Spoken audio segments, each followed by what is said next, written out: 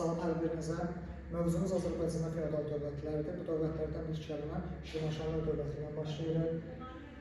Bundan əvvəl biz keçmişdik ki, Azərbaycanda ərəblər gəlir hakimiyyətə. Artıq ərəb dövlətinə qarşı üsyanlar baş verir. Bunların da ən əsası mərkəzdə olan türk üsyanları idi. Sonra Xürrəmlər hərəkatı. Bütün bunlar ərəblərin zəifləməsini gətirir, çıxarır. Ərəblər öz ucqarlarında, yəni mərkəzdən uzaq, öz dövlətlərindən kənarda olan itaət altına saldığı torpaqlarda sabitliyi bərqərar edə bilmirdilər, çətinlik çəkirdilər. Və bundan da əvvəl ərəblərdə bir idarəetmə sistemi var idi. Onlara qarşı vuruşanlara, yəni onlara kömək edənlərə, ərəblərə sərkərdəlik edənlərə misilsiz xidmətlərinə görə torpaq sahələri bağışlayırdılar. Və bu torpaq sahələrindən biri də Yezid ibn Məzyədin idi. Yezid ibn Məzyəd ərəb mənşəli sülalədir. Məzyədlər sülaləsindən mənsubdur, həmçində Şeybani qəbiləsindəndir. Biz Şeybani qəbiləsini bir burada görürük, bir də Tiflis əmirliyində danışacağıq Şeybanilərdən. Yezid ibn Məzyəddən sonra hakimiyyətə onun oğlu Məhəmməd ibn Yezid gəlir. Məhəmməd ibn Yezid 859-cu ildə öz iqamətgahını, Yezid ibn Məzyədin iqamətgahı Bərdə idi. Bərdədə yarımüstəqil feodal əmirlik yaratmışdı. Məhəmməd ibn Yezid 859-cu ildə bu iqamətgahı köçürür Gəncə şəhərinə. Xəritə ilə də göstəririk. Bərdədən köçürdür Gəncə şəhərinə. 859-cu ildə.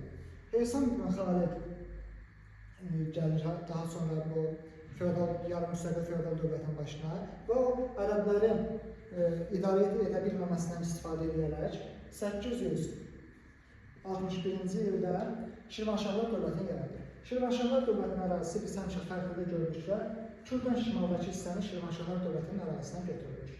Yəni Şirvanşahlar dövlətinin ərazisi. Heysam ibn Xalidin dövründə əsas bundan danışılır. Paytaxt olur Şirvan şəhəri.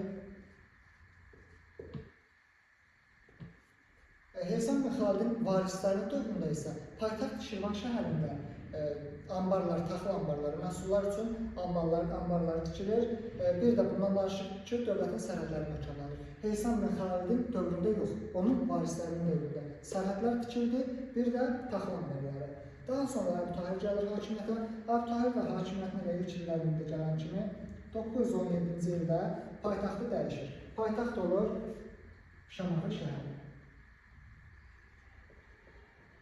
Şirvanşahlar dövlətinin paytaxtı oldu Şamaxı. Əbu Tahirin də dövründə dövlət güclənir, bir sıra ərazilər öz tərkibinə qatır. Əbu Tahirdən də sonra 10-cu əsrin 80-ci illərində 3 dənə ərazi, Şəki, Dərbənd, bir də Tabasaran ərazisi artıq Şirvanşahlar dövlətinin tabeliyinə keçir. Dərbənd hakimliyindən biz danışırıq.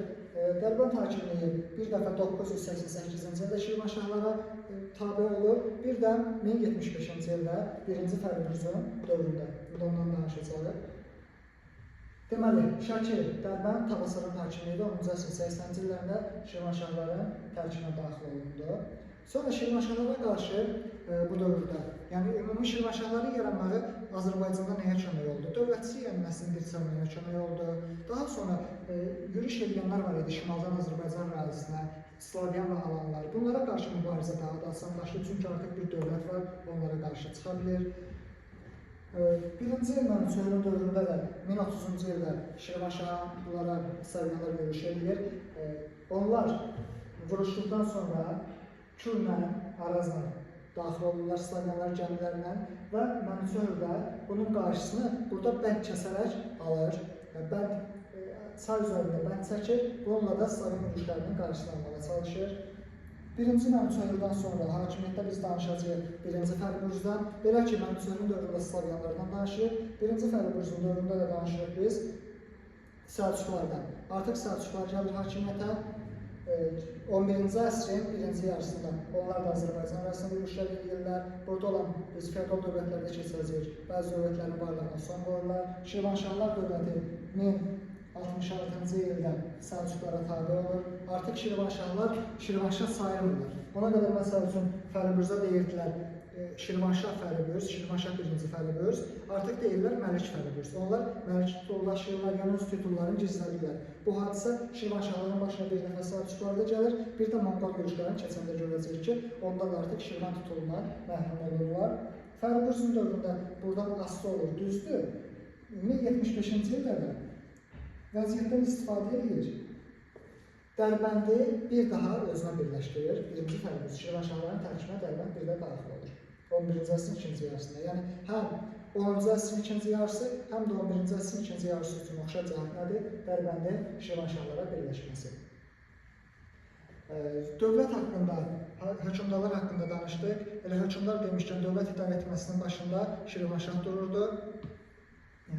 Şirvanşahdan sonra onun şahzadələri olurdu. Şahzadələr bilirik, şahın oğullarıdır. Vilayətləri idarə edirdilər adətən. Sonra dövlət idarə etməsinin pilləsində dururdu vəzirlər, vəzir. Vəzir də əsasən həmin dövrdə, feodal dövlətlərdə maliyyə işlərinə baxırdı. Bir də Şirvanşahlarda hacib vəzifəsi var idi. Bu otaqçı, qapıçı idi. Yəni şahın qapısının yanında dururdu. Şahın bütün qərarlarını divana, digər üzvlərə, vəzirlərə o bildirirdi. Yəni qapıçı olsa da qapıçı xidmətçi mənasını verir, belə baxa bilərsiniz. Amma Şirvanşahlar dövlətində çox mühüm bir vəzifə idi. Şaha ən yaxın adamdır. Yəni mühüm səlahiyyətləri var idi hacibində. Şirvanşahlar dövləti haqqında bu qədər. Sonra danışacağıq biz romanlardan. Sazilər dövlətindən. Onu saxla. Növbəti dövlətimiz Sazilər dövlətidir. Sazilər dövləti bundan əvvəl keçdi Şirvanşahlar dövləti. Kürdən şimalda yaranmışdı. Şirvanşahlar dövlətinin sülaləsi, yəni onlar ərəb mənşəlidirlər, amma Sazilər dövləti isə türk mənşəli idi. Sazilər dövləti Cənubi Azərbaycanda, dövlət yox elə, feodal əmirlik olanda Cənubi Azərbaycanda mövcud olurlar. Sülalənin banisi Əbusat İstibdaddır. Əbusat İstibdad vaxtında misilsiz xidmətlərinə görə Cənubi Azərbaycan ixtiraçmana verilmişdi. Məhəmməd ibn Əbusatdan danışırıq biz. Məhəmməd ibn Əbusatın dövlətin yaranmasını Məhəmməd ibn Əbusatla bağlayırlar. Çünki Məhəmməd ibn Əbusat 898-900-cü illərdə adına pul kəsdirir. Dövlətin ilk paytaxtı olur Marara şəhəri. Biz Cənubi Azərbaycanda xəritəyə baxanda həmişə bu Urmiya gölünü əsasən müəyyən edirik və dərsi keçmişdən xəritəni də öyrənə bilirik burada. Urmiya gölünün cənubda Maraqadır. Urmiya gölünün biraz şimali hissədə yerləşən isə Azərbaycanın taxt şəhəri Təbriz şəhəridir. Və Təbrizdən də sağda Ərdəbil şəhəridir. Cənubi Azərbaycanda xəritə, yəni xəritə testlərində əsas bunları birlikdə digər testlərlə həll edilmiş daha rahat olur. Məhəmməd ibn Əbusat dövləti yaradır. Məhəmməd ibn Əbusatın dövründə Gürcüstan uğurlu yürüşlər edilir, biz bunlardan danışırıq. Gürcülərlə yürüş. Gürcülərlə yürüş edilir, yəni uğurlu olur. Məhəmməd ibn Əbusatdan sonra hakimiyyətə gəlir Yusuf ibn Əbusat. Yusuf ibn Əbusatın dövründə dövlət daha da güclənir. Məhəmməd ibn Əbusatda da dövlət qüdrətlənir. Yusuf ibn Əbusat bunu daha yüksək səviyyəyə çatdırır. Necə olur bu? Buna qədər Sazilər dövləti yarım müstəqil deyək də, yəni ki, ərəblərə vergi verir, xərac verir müstəqil olmağından ötürü ki, ərəblər toxunmasınlar buna. Amma Yusuf ibn Əbusat 9-12-ci ildə ərəblərə vergi verirsiniz mənə. Və sizə bundan sonra xərac yoxdur, vermirəm. Özüm buraların hakimiyəm, hər şeyi özüm baxacam. Bütün bu ərazini ələ keçirəcəm. Şirvanşahlar dövləti var, lazım olar Şirvanşaha da tabi eləyəcəm. Dərbənd əmirliyi var, lazım olacaq ona, Tiflis, Şəki, hamısını üst tərkibimə qatacaq, xəracımı da vermir. 9-13 xəracı dayandırır. Bundan sonra Ərəb xəlifəsi Yusufun üzərinə ordu göndərir. 5000-ə qarşı Yusufun ordusu 5000-dir, Ərəb ordusu da 20.000-dir. Yusuf burada qalib gəlir, bu fərqə baxmayaraq. 917-ci ildə aralarında döyüş olur, 917-də də Yusuf ibn Əbusat ərəblərə qalib gəlir. Son döyüşdə isə 919-cu ildə Yusuf ibn Əbusat ərəblərə məğlub olur, çünki ərəblər burada daha böyük ordu ilə gəlmişdilər. 3 il Yusuf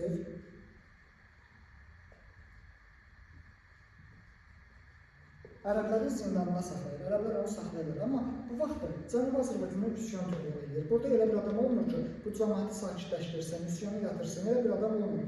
Məcbur qalır, buna görə də Ərəb xəlifəsi Yusifi azadlığa buraxır. Yusif artıq qayıtdıqdan sonra o görür ki, bu elə ərəblərin zindanda olanda xalq necə üsyan edirdi. Bundan cəsarətlənir, daha da dövlətin gücləndirməyə çalışır. Bilir ki, xalq onun tərəfindədir.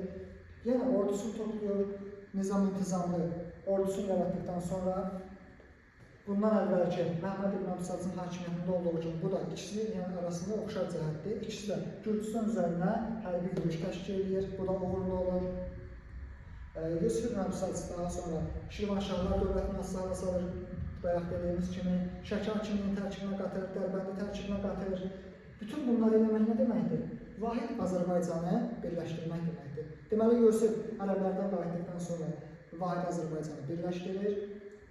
Paytaxtı Marağadan köçürülür Ərdəbilə, bundan danışır. Bir də Cənubi Azərbaycanda ən cənubdan deyirik biz, Rey şəhərini Samanlərdən alır. Yəni Samanlər və Türk dövləti ilə ümumi tarixdən danışmışıq. Həmin Samanlərdən Rey şəhərini alır, gelir. Yusif İbn Əbüsac, bu bizim test suallarımızdan biri də buna diqqət edilir. Bir də bu kimin üçün oxşar cəhətdir? Sultan Mahmud Qəznəvi üçün də oxşar cəhətdir Yusif arasında. Yusif ilə Məhəmməd İbn Əbüsac arasında oxşar cəhətlər olur, Gürcüstan uğurlu yürüşlər etməyi. İkisi də adına pul kəsdirir. Yusif İbn Əbüsac da Təbrizdə, Ərdəbildə öz adına pul kəsdirmişdir. Sonuncu sacı hökmlərindən danışırıq biz, Deysəm. Bu da Deysəm İbn Əbüsacdır. Bunun da yanımızda olduğu kimi bunun da Əbüsacı var. Deysəm İbn Əbüsac 941-ci ildə Salarlar dövləti tərəfindən Deysəmdə öldürülür. Bununla da Azərbaycanı vahid halda birləşdirən Sacilər dövləti süqut edilir. Yəni, dövlətlərimiz feodal dövlətlərə baxanda 40 il, 50 il hökm sürürlər. Ən uzun ömürlüsü Şirvanşahlar dövləti olmuşdu. 861-də yaranır, 1538-də Səfəvilər dövləti tərəfindən varlığına son qoyulur. Həmin bu Sacilər də qısa bir müddət sonra varlığı itirirlər. İndi biz nəydən danışırıq? Sacilər dövlətinin 898-941. Hardasa 40 il hakimiyyəti dövründə bizə nə qazandırır, nə verir bizə? Bizə onu verir ki, Azərbaycanı vahid halda birləşdirir. İlk dəfə Azərbaycan torpağını vahid halda birləşdirən dövlət olur Sacilər. Bu birləşdirmə nə qazandırır? Türklər birləşir, yəni Türk xalqının formalaşmasına bir təkan verir. İqtisadiyyat dirçəlir.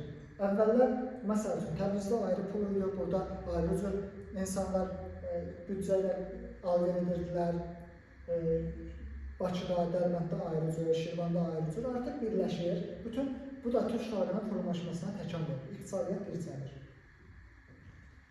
Dərsimiz bu qədər.